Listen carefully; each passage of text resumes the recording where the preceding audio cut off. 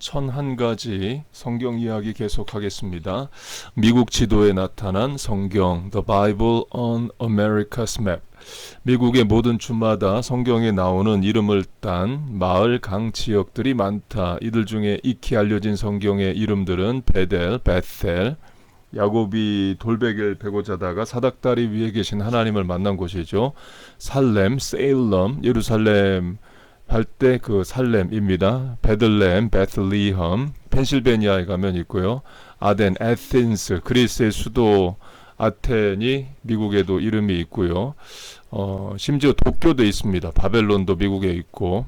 그러니까 새로 미국에 와서 지명을 만들 때에 영국에 있던 지명을 붙이기도 했습니다. 그러니까 영국에 저지가 있는데 미국에 와서 뉴저지, 영국에 요크가 있는데 뉴요크, 영국에 브룬스윅이 있는데 뉴브룬스윅 이렇게 하기도 하고, 또 이름을 찾다가 성경 안에 있는 이름들 바벨론 이런 것도 갖다가 쓰고, 심지어 도쿄, 일본의 도쿄도 미국의 지명으로 있기도 합니다. 아빌렌, 알렉산드리아, 안디옥, 베다니, 카르멜, 이거는 낙타란 뜻인데 고센, 고쉔, 레바논, 로마, 이건 업스테이트 뉴욕에 있죠. 서모나, 시온, 자이언 등이다. 성경에 나오는 이름을 딴 가장 큰 도시는 펜실베니아주의 필라델피아이다. 요한계시록의 7편지에 나오는 그거죠. 메리 베이커 에디, 크리스천 사이언스의 창시자를 말합니다. 이 크리스천 사이언스는 미국의 대표적 영화배우인 탐 크루즈가 소속해 있기도 했었고, 올 2020년 2월에 콜롬비아 신학교 강의하러 갔을 때에도 그 콜롬비아 시내에 크리스천 사이언스 교회 어마어마하게 큰 건물을 보기도 했습니다. 기독교 이단이라고 말할 수 있는 거죠. 크리스천 사이언스의 창시자 메리 베이커 에디는 전통적인 기독교 가정 출신의 신실한 믿음을 가진 여인이었다.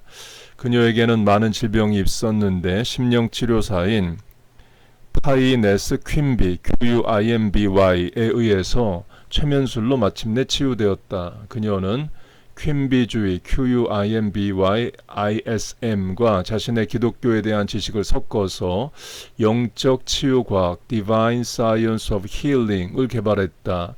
그녀의 저서, 과학과 건강, 그리고 성서를 여는 열쇠, Science and Health with a Key to the Scriptures는 하나님이 불러주신 것을 자신이 기록한 책이라고 주장했다. 크리스찬 사이언스 멤버들은 그녀의 저서가 성경과 여러 면에서 모순되지만 성경과 더불어서 영감을 지닌 책들로 간주한다. 이런 게 이단입니다. 뭘 더하고 빼고 자기가 받은 개인적 경험을 성경의 권위와 동등시하고 하는 거예요. 예를 들어 어느 선교사가, 어느 목사가 꿈에 본 환상, 꿈에 본 음성 이런 것들로 설교하고 거기에 성경적 권위를 부여하고 때론 성경에 없는 이야기를 하면 그게 이단 사입인 거죠. 그런데 이런 이단 사입에 빠지는 사람들이 무지하고 그런 사람들이 아닙니다. 세계적인 영화 배우 탐 크루즈 같은 사람들, 또는 한국의 이단들이든 미국의 이단들이든 이런데 의사, 변호사, 교수 이런 사람들이 빠져요. 곧 세상 공부 많이 하고 똑똑했다고 해서 영적 분별력이 있는 게 아닙니다. 도리어 마귀에게 쉽게 속을 수 있어요. 그리고 이단 사이비가 무서운 게 불교나 타종교의 경우는 개종의 가능성이 그래도 있습니다. 그런데 기독교 이단 사이비들은 자기들이 제대로 믿는다고 생각을 해서 정상적인 교회로 오려고 하질 않아요. 그리고 나중에 정상적인 자기들이 틀렸다는 것을 깨달아도 인정을 안 하려고 합니다. 왜냐하면 내가 교수고 의사인데 내가 지난 세월 10년, 20년 이단 사입에 빠져 있었다는 것을 인정하고 싶지가 않은 겁니다. 그래서 도리어 더 막 열심히 믿고 그래요. 물론 예외도 있습니다. 그 안식교 이단에 있던 그 이시영이라는 그 의사는 오랫동안 안식교에 있다가 또 나와서 안식교가 뭐가 잘못됐는지 이야기를 하기도 하죠. 그러니까 우리 자녀들이 교회 잘 정해야 됩니다. 부모 떠나서 대학 다니고 직장 잡고 결혼해서 사는데 너 교회 다니니? 부모가 물었을 때 네 다녀요 하는데 나중에 알고 보니까 이단 사입이고 그러면은 부모 눈에서 피눈물 나죠.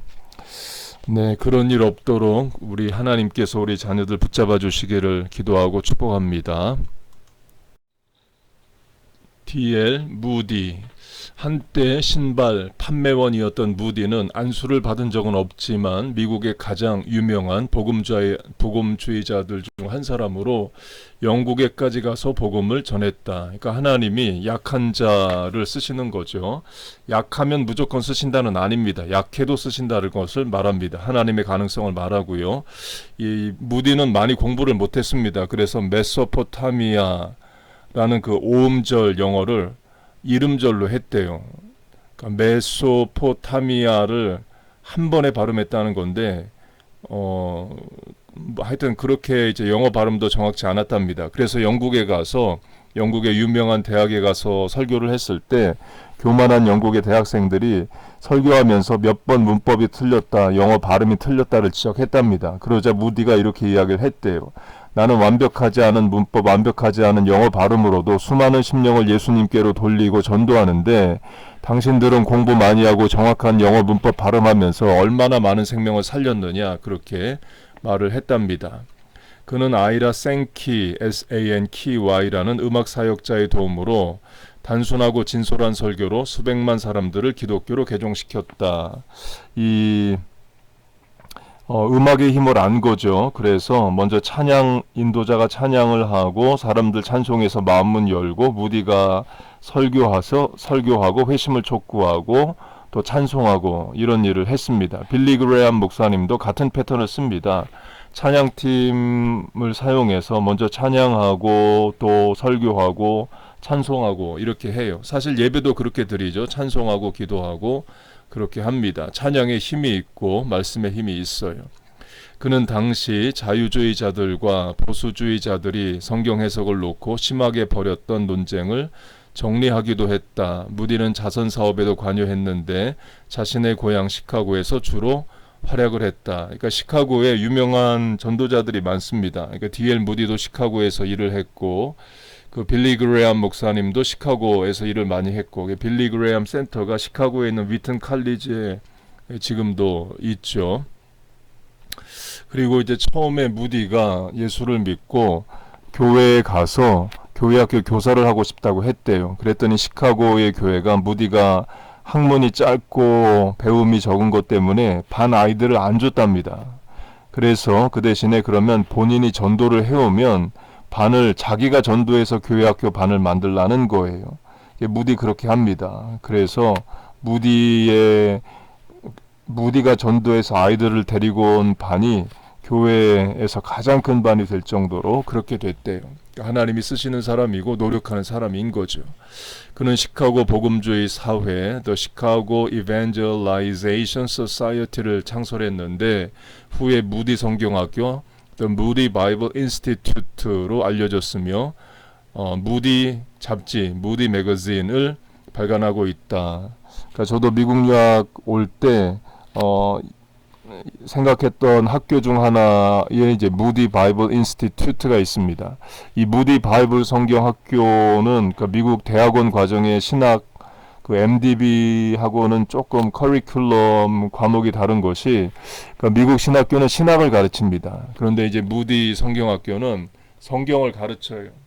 그래서 바꿔 말하면 그 보통의 한국 미국의 신학교들은 조직신학, 교회사, 구약신약, 신학신약 이렇게 가르친다면 그 무디 성경학교는 그냥 성경을 가르칩니다. 창세기, 출애굽기, 레위기 이렇게 쭉 가르쳐요.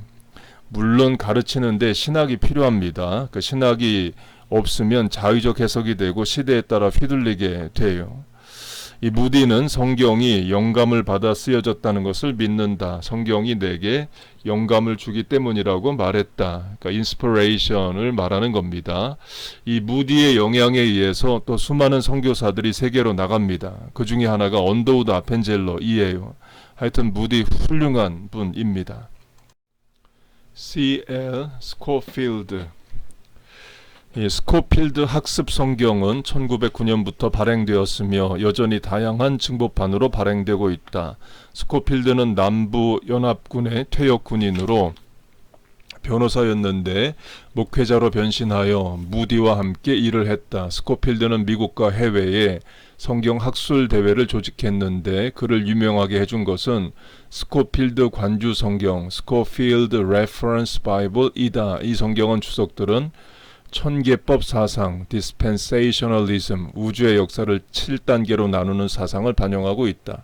그러니까 많은 그 성경 주석서들이 있죠. 지금은 성서공회에서 나오는 것들도 있고 성서공회에서 외국 것을 번역하기도 하고 지금은 또 개교회가 성경 번역을 하고 주석서를 내기도 해요. 뭐 서울의 온누리교회 같은 데서도 그렇게 하기도 하고 또 미국에도 이제 많은 그 성경 주석서들이 있습니다. NIV도 하고 NIV에서 중고등학생 대상으로 하기도 하고 또 여성 대상으로 하기도 하고 많이 있습니다. 그 한 가지 미국의 장점이 그 성경에 대한 책들 또 지금도 많이 나오고 전 세계에서 가장 많이 출판하는 나라가 이제 미국입니다. 그러니까 미국에 많은 문제점도 있고 모순도 있지만 그래도 세계 교회를 이끌어 나가고 세계 선교를 이끌어 나가는 것은 또 미국이죠. The Bible Belt. 이 말은 주로 성경을 못마땅하게 생각하는 사람들이 사용했는데 성경에 대해 보수적인 견해를 가지고 있으며 도덕 기준들이 여전히 영향력을 발휘한다고 믿는 사람들이 거주하는 미국의 지역들을 지칭했다. 미국의 최남부 지역은 늘 성경 지역, 더 바이블 벨트로 간주된다. 하지만 점점 더 많은 미국인들이 이동함에 따라 성경 지역은 이제 특정 장소가 아니라 마음의 상태를 지칭하게 되었다. 주로 텍사스, 조지아 이런 데를 바이블 벨트라고 말하죠. 그래 지금도 열심히 교회 다니고 또 성경의 가르침대로 살려고 노력하는 사람들이 남부에 많다는 거예요. 바이블 벨트라는 말은 지금도 쓰이고 있습니다. 위대한 하원 의원, The Great Commoner, C-O-M-N-O-N-E-R, 주의원 윌리엄 제닝스 브라이언, B-R-Y-A-N는 흥미롭게도 정치적으로는 진보주의자면서 신학적으로는 보수주의자였다. 브라이언은 내각제 의원이었으며 3번이나 대통령에 출마했다. 그는 근본주의 기독교인으로 1925년에 악명 높은 스코프의 조롱거리 재판 몽키 트라이얼에 연루되었다. 그는 테네시주의 한 학교에서 진화를 가르친 존 스코프 SCOPS를 기소하는 데 성공했다. 하지만 스코프의 변호사 클레어런스 데로 DARROW는 브라이언 그리고 일반 기독교인들을 시대에 뒤떨어진 어리석은 사람으로 인식시키는 데 성공했다. 재판이 진행되는 동안 데로우는 브라이언에게 요나가 고레 속에 들어간 것을 정말 믿는지 물었다. 그는 아니라고 대답하면서 성경에 따르면 그것은 고래가 아니라 커다란 물고기 Great Fish였다고 했다. 이 맨 마지막 문장을 보면 성경은 고래라고 이렇게 정확히 찍어서 말은 안 하고 이제 큰 물고기라고 말을 하기도 합니다.